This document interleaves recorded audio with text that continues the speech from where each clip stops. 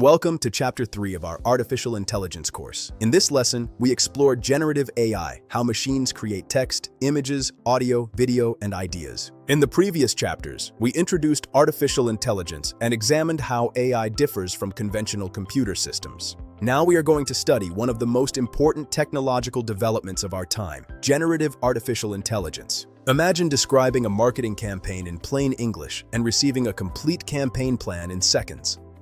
Imagine uploading a 50-page document and asking the computer to summarize its most important findings. Imagine creating a professional image without using a camera, or generating computer code without manually writing every instruction. These are examples of generative AI. Generative AI does not simply retrieve existing information. It uses patterns learned from large amounts of data to produce new content in response to our instructions. However, generative AI is not magic, and it is not infallible. It can be extraordinarily useful, but it can also misunderstand a request, invent information, or reproduce bias. During this chapter, we will learn what generative AI is, how it works, what it can produce, how to communicate with it, and how to use it responsibly.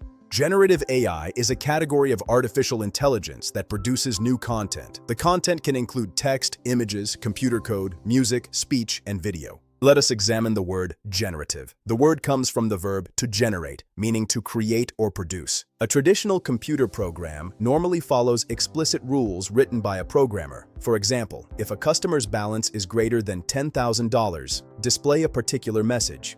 These are deterministic instructions. The programmer defines the rules, and the computer executes them exactly. Generative AI works differently. Instead of relying only on manually programmed rules, it learns statistical patterns from data. It then uses those patterns to construct a response based on the user's request. Suppose we ask for a professional email about a shipment delay. The system does not retrieve a predetermined email. It generates a new response, word by word, based on patterns learned during training.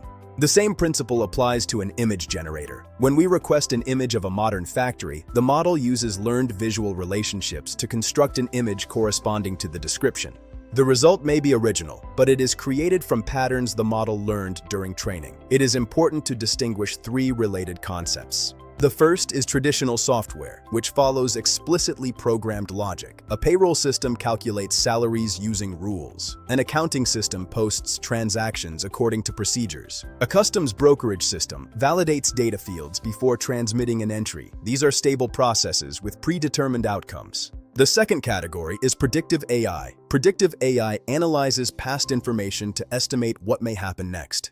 For example, it can predict whether a customer may cancel a subscription, how many units a store may sell, or whether a financial transaction appears fraudulent. For example, a language model may produce a compassionate message, but it has simply learned linguistic patterns. We should not confuse computational performance with human consciousness. A predictive system might estimate that sales will decline by 8%. A generative system can explain why, prepare a management report, and create a presentation with recommendations. Now imagine a system that analyzes years of activity to identify unusual payments representing fraud. A machine learning model studies historical patterns and assigns a risk score. That system uses AI. We do not need to be data scientists to understand the fundamental process. Let us simplify it into 6 concepts: training data, tokens, parameters, neural networks, transformers, and inference. Traditional software and AI are not enemies. In successful business systems, they work together. AI classifies or predicts information, while traditional software applies business rules and updates databases. The model does not memorize every document. Instead, training adjusts numerical values inside the model so that it becomes better at recognizing relationships. AI becomes valuable when information is variable or unstructured. For example, processing invoices where supplier names or dates appear in different locations. An intelligent system uses computer vision to locate the data. A token may be a complete word, a part of a word, or even a punctuation mark. The model examines sequences of tokens and predicts which should appear next. The terminology can appear confusing, so let us organize it as a family of concepts. Artificial intelligence is the broadest category, containing several related technologies. Parameters influence how strongly one concept relates to another. A model with more parameters is not automatically better. Data quality and architecture also matter. Machine learning is a method that allows computer systems to learn patterns from data rather than depending exclusively on manually programmed rules. It identifies relationships to estimate future outcomes. They receive information, transform it through multiple layers, and produce an output. Deep learning refers to neural networks containing many processing layers. Machine learning is commonly divided into three principal approaches: supervised learning, unsupervised learning, and reinforcement learning. Each uses a different method to identify patterns. A mechanism called attention helps the model determine which parts of the input are most relevant. For example, determining what the word "it" refers to in a complex sentence. In reinforcement learning, an agent learns through interaction with an environment, receiving rewards or penalties. A simple analogy is teaching someone to navigate a maze through trial and error. During inference, the model calculates probabilities and selects a sequence of tokens. It is generating a probable continuation rather than retrieving one guaranteed answer. Early layers identify basic characteristics like edges and colors. Intermediate layers detect complex structures like eyes or wheels. Later layers combine these patterns to classify a complete object, like a dog. Now consider, the best strategy for this business is: there is no single obvious continuation. The model must guess based on the industry, objectives, and budget included in the prompt. For example, a user may request a professional email draft, or a designer may request a modern image of a factory. The video you are watching now is an example of how generative AI can support education. A vague prompt encourages a general answer. A precise prompt provides the context needed for a relevant answer. Generative AI is not limited to chatbots. LLMs do not simply search a database. They generate responses dynamically based on prompts and learned patterns. However, they can produce incorrect information, a phenomenon known as a hallucination. They can also edit images by removing objects, changing backgrounds, adjusting colors, or transforming an artistic style. Audio models can generate synthetic speech, voiceovers, and music. Video models can produce training videos, marketing clips, and virtual presenters. HeyGen itself is an example of how generative technologies combine avatars, speech, and video production. AI coding assistants can generate code, explain existing programs, and assist with debugging. However, the generated code must still be reviewed and tested. Modern multimodal systems can process more than one type of information, including text, images, voice, and video. This allows people to interact through ordinary language. A user may provide text, voice, and documents together. The model can interpret these inputs together and produce an answer in one or more formats. Let us examine the difference between an ineffective prompt and a professional prompt. Our first prompt is, "Write about AI." This instruction is too broad.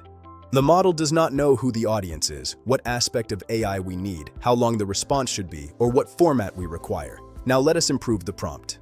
The improved prompt includes a role, a task, an audience, and constraints. It specifies, act as an AI instructor, write a 500-word introduction for business managers using simple language.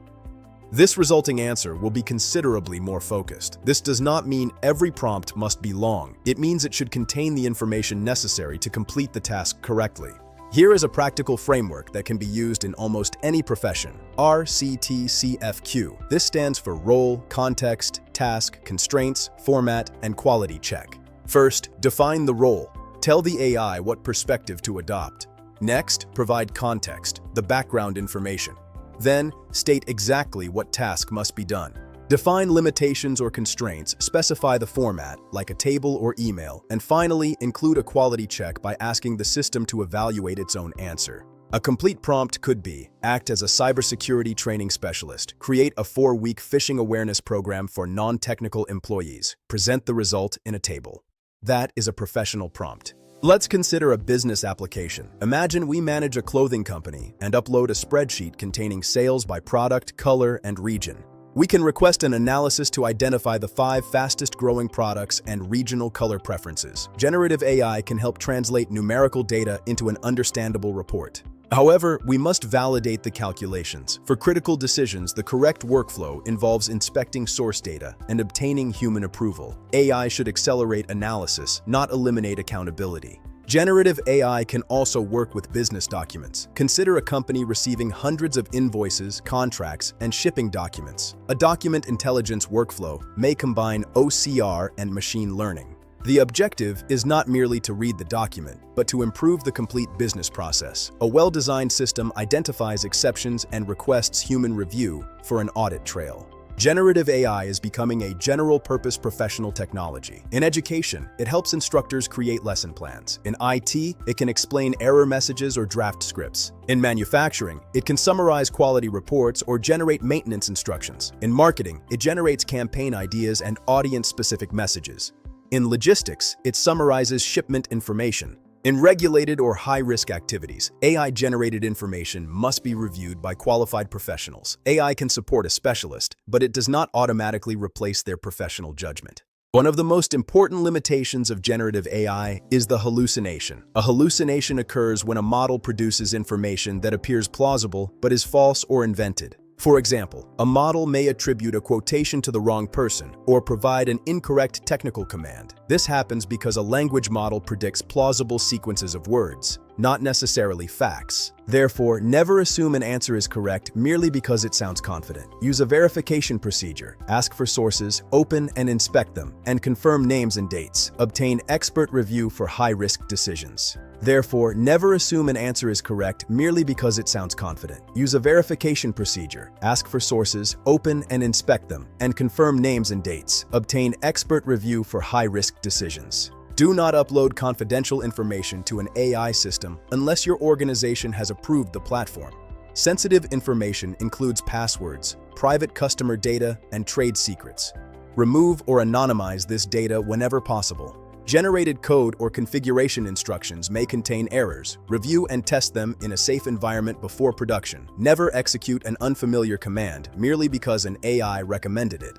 AI systems learn from human-created data, which may contain cultural or organizational bias. A hiring assistant can produce unfair results when poorly designed. Human oversight and regular testing are essential. Organizations should establish policies governing the ownership of generated content and the use of copyrighted references. The correct question is not simply, can AI produce this, but should we produce it this way? Generative AI is evolving from conversation toward action.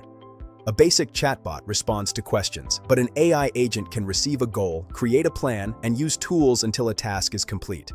For example, an agent could retrieve sales data, identify unusual changes, and draft a management summary. This is different from asking one question. The system is completing a full workflow.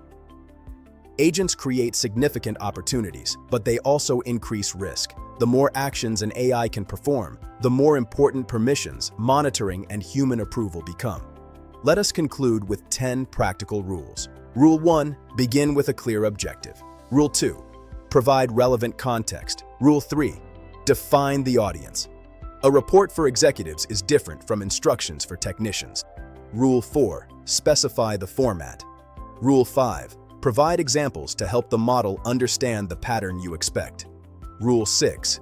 Divide complex work into stages, like asking for an outline first. Rule 7. Protect confidential information. Rule 8. Verify important facts. Rule 9. Maintain human accountability. An authorized person must approve decisions. And Rule 10. Improve through iteration. Prompting is a conversation. Before we finish, here is your practical exercise. Begin with a weak prompt. Help me improve my company. Now transform it into a professional prompt. Ask yourself, what type of company? What problem must be solved? Who is the audience? What information is available? And what output is required? Notice how much more useful a specific prompt is. A professional prompt defines the role, time frame, and output structure. That is the difference between casually using generative AI and using it professionally. Generative AI is becoming an interface between human intention and digital execution. Its value depends on 3 human abilities: our ability to define the problem, our ability to evaluate the answer, and our ability to use the result responsibly. Thank you for joining me in Chapter 3. In the next chapter, we will examine how machine learning works, including data, features, and the major types of learning. I look forward to continuing this journey with you. I am Jose Antonio Menendez, and I will see you in the next chapter. Continue learning, and welcome to the age of artificial intelligence.